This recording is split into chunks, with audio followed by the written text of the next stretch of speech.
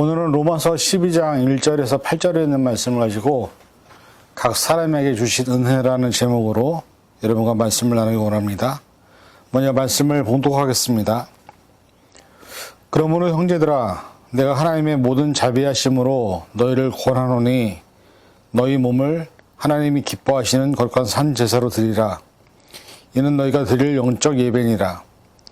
너희는 이 세대를 본받지 말고 오직 마음을 새롭게 함으로 변화를 받아 하나님의 선하시고 기뻐하시고 온전하신 뜻이 무엇인지 분별하도록 하라.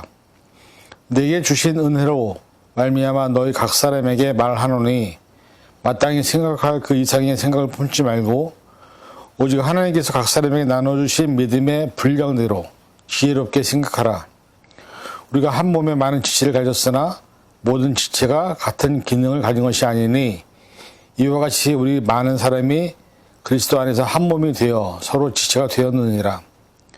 우리에게 주신 은혜대로 받은 은사가 각각 다르니 혹 예언이면 믿음의 분수대로, 혹 섬기는 일이면 섬기는 일로, 혹 가르치는 자면 가르치는 일로, 혹 위로하는 자면 위로하는 일로, 구제하는 자는 성실함으로, 다스리는 자는 부지런함으로, 공유를 베푸는 자는 즐거움으로 할 것이니라. 아멘. 기도하겠습니다. 사랑해 주님, 오늘 이 시간 각 사람에게 주신 은혜를 함께 생각하며 나는 과연 어떤 은혜를 받았는지, 내게 주신 은사는 무엇인지를 돌아보기 원합니다. 이 시간 말씀을 통해서 깨닫는 지혜를 허락해 주시고 우리에게 주신 은혜를 깨달아는 시간 되게 하여 주옵소서. 모든 것 감사드리며 예수님의 이름으로 간절히 기도하옵나이다. 아멘.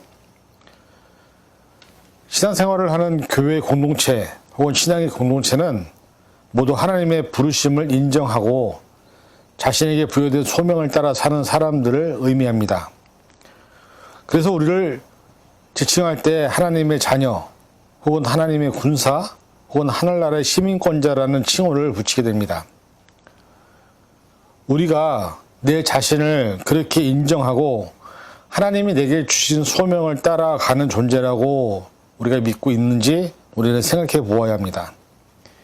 현재 내게 주신 소명을 내게 주어진 삶을 통해서 잘 감당하고 있다고 믿으십니까?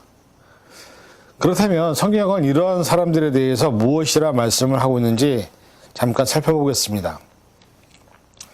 로마서 8장 17절에는 자녀에 대한 이야기가 나오는데요. 자녀이면 또한 상속자, 곧 하나님의 상속자요 그리스도와 함께한 상속자니 우리가 그와 함께 영광을 받기 위하여 고난도 함께 받아야 할 것이니라 말씀하고 있습니다. 마태복음 8장 8절에서 9절에는 군사에 대한 의미를 백부장의 대답을 통해서 우리가 살펴볼 수 있습니다. 백부장이 대답하여 이르되 주여 내 집에 들어오심을 나는 감당하지 못하겠사오니 다만 말씀만으로 하옵소서. 그러면 내 하인이 낫겠사옵나이다. 나도 남의 수하 있는 사람이요 내 아래에도 군사가 있으니 이대로 가라 하면 가고 저대로 오라 하면 오고 내 정도로 이것을 하라 하면 하나이다.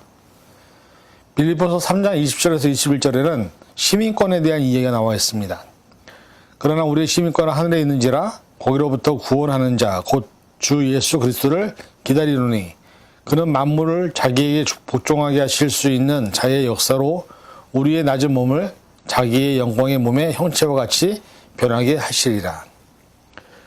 방금 읽은 이 세 구절은 자녀는 상속자이기 때문에 영광을 받기 위하여 고난도 함께 받는 존재라고 말씀하고 있습니다.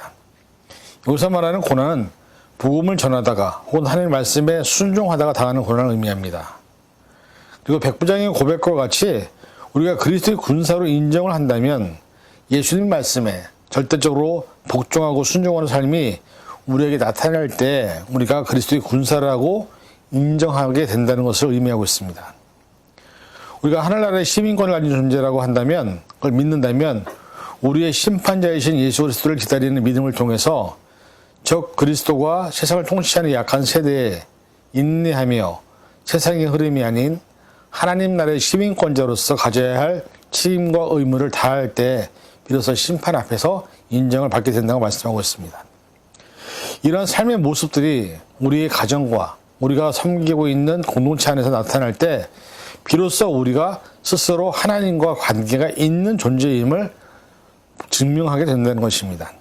그런데 사실 우리는 내 삶과 내 행동과 목적을 생각해 보면 하나님의 뜻에 순종하고 복종하는 삶이 아닌 세상의 성공과 안정 그리고 우리의 유익을 위해서 살고 있는 것이 우리의 현실입니다. 지난주에 내게 주신 아주 일반적인 모든 은혜에 대하여 이야기를 함께 생각해 보았습니다. 그리고 오늘은 좀 더 깊이 있게 모두에게 그리고 공통적으로 주신 은혜가 아니라 내게 각 사람에게 주신 은혜가 무엇인지 생각해 보므로 하나님의 나라와 그의 영광을 위하여 우리가 어떤 삶을 살아야 하는지를 생각해 보는 시간을 갖기를 원합니다. 본문의 말씀을 보니까는 모두에게 주신 은혜 중에서 우리 각 개인에게 원하시는 삶이 뭐냐? 첫 번째, 너희 몸을 하나님이 기뻐하시는 거룩한 산 제사로 드리라 말씀하고 있습니다. 오늘 본문에서는 하나님이 기뻐하시는 것은 우리의 몸을 거룩한 산 제물로 드리라고 말씀하고 있습니다. 우리가 잘 알다시피 구약에서 제사의 개념은 동물에 죽여서 그 피를 다 빼고 난 후 내장을 제거하고 난 후에 남은 몸을 불에 태우는 것을 번제라고 얘기합니다. 그런데 오늘 본문에 등장하는 거룩한 산 제물의 의미는 구약에서 말하는 그런 의미가 아닙니다.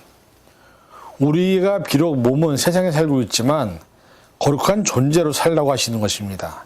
이 부분에 대해서 베드로전서는 자세하게 기록하고 있습니다.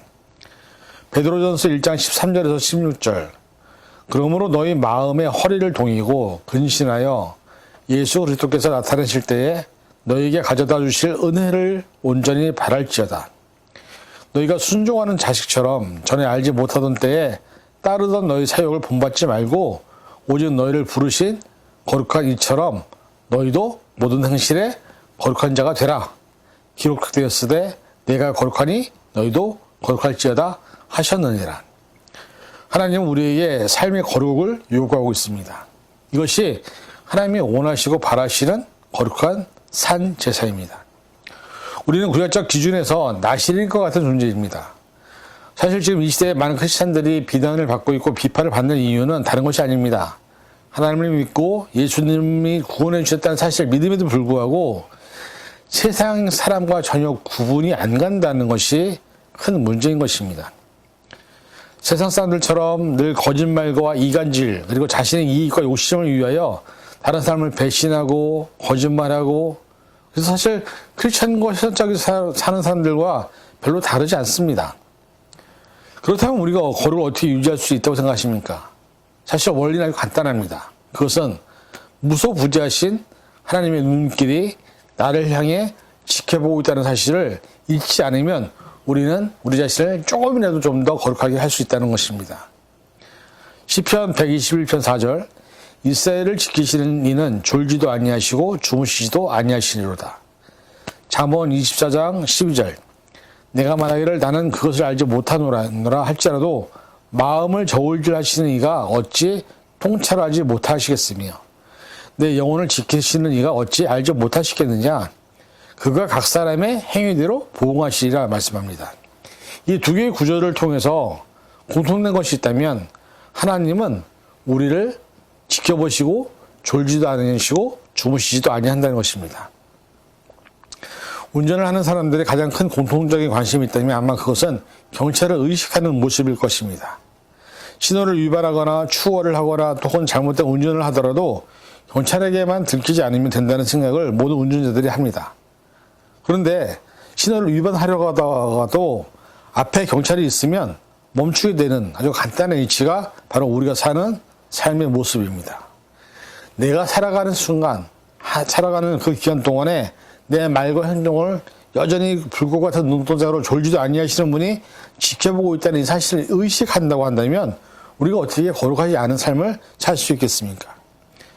비록 우리가 세상에 살지만 하나님께 거룩한 산제사를 드릴 수 있는 것은 하나님의 불꽃 같은 눈동자가 나를 쉬지 않고 지켜보시고 그에 대해서 우리가 살아온 삶에 대한 결과에 대해서 결국 보응한다는 사실을 인식하고 살아간다면 말 한마디 행동 하나가 우리가 거룩하게 살기 위해서 노력할 수 있는 결과를 만들어낼 줄 믿습니다. 오늘만을 위해서 사는 존재가 아니라 우리가 죽음 이후에 하나님 앞에 심판 앞에 서게 된다는 사실을 잊지 마시고 늘 거룩한 산제사를 드릴 수 있는 믿음의 시민들 될 수 있기를 간절히 부탁을 드립니다. 둘째는 하나님의 선하시고 기뻐하시고 온전하신 뜻이 무엇인지 분별하도록 하라 말씀합니다. 이 부분은 사실 부모의 입장으로 생각하면 그렇게 어려울 것이 없습니다. 하나님은 우리의 아버지십니다. 우리는 하나님의 자녀입니다. 보통 일반적인 부모님들 입장에서 자녀들에게 바라는 것이 과연 무엇일까요? 큰 돈을 받거나 용돈을 요구한다거나 집을 사달라거나 그런 것이 아니죠. 일반적인 부모님들은 자녀들이 늘 건강하고 자신들이 원하고 바라는 삶을 살면서 행복하고 걱정 없이 살기를 바라는 것이 부모의 마음입니다. 큰 의미도 아닌 아주 일반적이지만 누구에게는 필요한 부분이기도 하죠. 왜냐하면 세상을 살아가는 많은 사람들이 아주 이런 일반적인 행복을 누리지 못하는 사람들이 얼마나 많은지 모릅니다. 사람이 세상에 살아가면서 일상적인 평범한 행복을 꿈을 꾸지만 나라마다 각 개인의 상황마다 때로는 원치 않은 질병이나 사고로 인해서 인생에게는 언제나 슬픔과 걱정과 근심이 있을 수밖에 없습니다. 그래서 많은 사람들이 이런 문제에 대비하기 위해서 돈을 마련해 놓기도 하고요. 여러 가지 나름대로 안전장치를 만들어 놓지만 그러나 그것이 인간의 안전이나 목숨을 감당할 수는 없다는 것을 우리가 알게 됐죠. 이번 주에 미국에서 여러 곳에서 총기 난사 사건이 일어났는데 특히 텍사스에 있는 작은 마을에서 일어난 초등학교 총기 사고는 19명의 아이들이 죽음을 맞이했고 또한 교사를 포함해서 21명의 목숨이 그 짧은 시간에 일어났습니다. 총을 쏜 사람은 18살짜리 아이였습니다. 그것도 그곳 텍사스는 방학 이틀을 앞둔, 그래서 사실 미국이나 전 세계에 큰 충격을 주었죠. 가장 슬픔은 갑자기 사랑하는 아이가 더 이상 볼 수 없다는 사실을 경험하는 가족들의 그 아픔을 어떻게 우리가 알 수 있겠습니까? 그 교사를 잃은 가족들은 얼마나 마음이 아프겠습니까? 아이를 학교에 보내고 수업이 끝나고 나면 아이를 기다리던 그 부모들에게 안겨진 것은 사랑하는 자녀의 죽음이었습니다. 우리가 살아가는 시대에 이런 사건과 사고가 늘 우리의 삶에 공존하고 있습니다. 하루에도 수없는 사고들이 여러 가지 문제들은 우리 일상적인 삶을 흔들어 놓는 모습을 우리가 보게 됩니다. 이런 우리의 삶 속에서 하나님의 선하시고 기뻐하시고 온전하신 뜻이 무엇일까? 그것은 말씀에 순종하는 삶을 살아서 하나님이 약속하신 축복과 은혜를 누리고 사는 것입니다. 근데 그 뜻이 뭐냐? 아주 간단 명료하게 너무나 여러분이 잘 아시는 말씀이 나와 있죠. 데살로니가전서 5장 16에서 18절. 항상 기뻐하라, 쉬지 말고 기도하라, 범사에 감사하라. 이것이 그리스도 예수 안에서 너희를 향하신 하나님의 뜻이니라. 얼마나 간결하고 얼마나 명확합니까? 이 말씀에서 보면 하나님의 뜻은 아주 단순하고 간결합니다. 항상 기뻐하는 삶을 살길 바라십니다. 걱정이나 슬픔이나 두려움이 같이 사는 존재가 아니라 기쁨이 항상 넘치는 삶을 보고 싶어 하십니다. 그리고 쉬지 말고 기도하라고 하십니다. 왜냐하면 기도는 우리의 모든 삶의 문제를 여는 마스터 키와 같기 때문이죠. 그리고 우리가 기도할 때 하나님은 우리의 마음과 생각을 감찰하신다고 빌립보서에 나와 있습니다. 빌립보서 4장 6절에서 7절. 아무것도 염려하지 말고 다만 모든 일에 기도와 간구로 너희 구할 것을 감사함으로 하나님께 아뢰라. 그러면 모든 지각에 뛰어난 하나님의 평강이 그리스도 예수 안에서 너희 마음과 생각을 지키시리라. 그리고 우리에게 주어진 현실 앞에서 감사하라고 하십니다. 왜냐하면 하나님께서는 우리에게 가장 좋은 것을 주실 것을 믿기 때문이죠. 이 사실을 믿는다면 하나님이 주신 상황과 환경 앞에서 늘 감사의 고백이 우리 입술에서 쉬지 않아야 할 것입니다. 누가복음 11장 11절에서 13절. 너희 중 아버지 된 자로서 누가 아들이 생선을 달라 하는데 생선 대신에 뱀을 주며 알을 달라 하는데 정열을 주겠느냐? 너희가 악할지라도 좋은 것을 자식에게 줄 줄 알거든 하물며 너희 하늘 아버지께서 구하는 자에게 성령을 주시지 않겠느냐 하시니라 말씀하고 있습니다. 오늘 우리를 사랑하시고 인도하시는 분은 하나님의 은혜와 사랑 앞에서 우리들이 이 세상을 살아가고 있습니다. 그렇기 때문에 하나님의 뜻에 맞는 삶을 살아야 합니다. 하나님께서 우리의 삶에 불행이나 어려움이 아닌 기쁨과 기도와 감사로 채워지기를 바란다는 사실을 믿으시고 이런 삶을 통해서 하나님의 은혜와 사랑을 늘 경험하는 저와 여러분이 될 수 있기를 간절히 축원을 드립니다. 셋째, 각 사람에게 나누어주신 믿음의 분량대로 지혜롭게 생각하라 하십니다. 오늘 본문에 보면 모든 사람에게 각자에게 주신 은사가 있다고 나와 있습니다. 그리고 그 은사들은 각 개개인에게 다양한 은사를 통해서 하나님의 뜻과 사랑을 또 은혜를 나타내라고 하십니다. 본문에 등장한 은사의 종류는 이렇습니다. 예언이면 믿음의 본수대로, 혹 섬기는 일이면 섬기는 일로, 혹 가르치는 자면 가르치는 일로, 혹 위로하는 자면 위로하는 일로, 구제하는 자는 성실함으로, 다스리는 자는 부지런함으로, 긍휼을 베푸는 자는 즐거움으로 할 것이니라. 이 모든 은사를 활용하여 모든 일에 즐거움으로 감당하라고 하십니다. 사실 위에 나열한 이 은사들은 모든 사람과의 관계 안에서 만들어지는 은사의 종류입니다. 부족하고 연약하고 죄인 우리가 똑같은 사람과 만나서 같이 있다 보면 우리도 여전히 죄가 돼서 나올 수 없는 존재인데, 그럼에도 불구하고 우리에게는 각자에게 모두에게 각자 사람마다 맞는 은사를 주셨다라고 얘기하고 있습니다. 이 나열한 은사들은 참으로 힘들고 쉽지 않은 것은 사실입니다. 그러나 중요한 것은 이 사역들이 우리 주변에 있는 모든 사람들에게 꼭 필요한 것이라는 것을 잊지 말아야 합니다. 그렇다면 이 은사들을 어떻게 우리 삶에 적용을 할까요? 간단하게 살펴보겠습니다. 여기서 말하는 예언은 물론 사람이 각 개인에게 삶에 주어진 방향이나 목적을 의미하기도 하지만, 다른 은사들과의 관계성을 살펴보면 여기서 말하는 예언은 하나님과 나와의 관계를 정립하는 데 필요한 방향임을 알 수가 있습니다. 대부분 예언자들이 예언할 때 가장 집중하는 것은 뭐냐? 하나님께로의 회복, 그리고 하나님 원하시는 뜻을 전달하는 데 예언을 사용해 왔습니다. 마찬가지로 하나님께서 멀리 떠나거나 혹은 하나님의 뜻과 상반된 삶을 살아갈 때 예언자들을 통해서 우리의 삶을 회복시키는 많은 이야기가 성경에 있는 것처럼, 우리의 삶이 하나님께로 회복될 때 필요한 것이 바로 성경에 있는 예언의 말씀입니다. 그래서 우리가 그 예언들을 들으면서 하나님이 날 부르시는구나, 하나님 나에게 돌아오라고 하시는구나 하는 것을 깨닫는 것이 바로 그 예언의 기능이라고 말씀하고 있습니다. 또한 섬김과 가르침, 그리고 위로하는 일은 전적으로 타인을 향한 배려에서 시작이 됩니다. 그래서 자아 중심적인 삶이 아닌 타자를 위한 삶을 살아갈 때 비로소 우리의 삶을 통하여 다른 사람들을 살리고 하나님의 사랑을 증거할 수 있게 되는 것입니다. 내 주변에 힘들고 어려운 이웃을 섬기는 일, 그리고 내가 알고 있는 다른 사람의 삶을 도움을 줄 수 있는 그 가르침, 그리고 힘들고 어려운 사람들의 마음을 헤아리며 그들을 위로하는 삶은 그리스도인으로서 감당해야 될 가장 중요한 사명이라고 얘기해도 과언이 아닐 것입니다. 우리 모두가 이러한 섬김과 가르침과 위로하는 일을 하라고 우리를 부르셨다는 사실입니다. 구제와 다스림을 하는 자는 성실함과 부지런함으로 준비를 해야 합니다.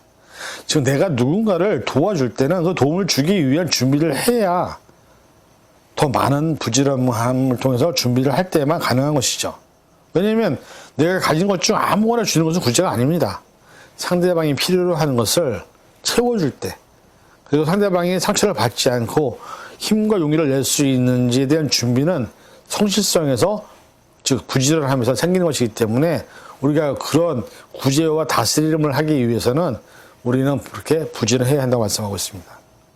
다스림 역시 내가 상대방보다 더 많은 준비가 되어 있을 때 상대방을 다스릴 수 있는 것이지, 다스리는 사람이 다스림에 대한 준비와 연구가 부족하다면 절대 다른 사람을 다스릴 수가 없습니다. 그래서 교수들이나 선생님들이 공부를 준비를 많이 하는 것입니다.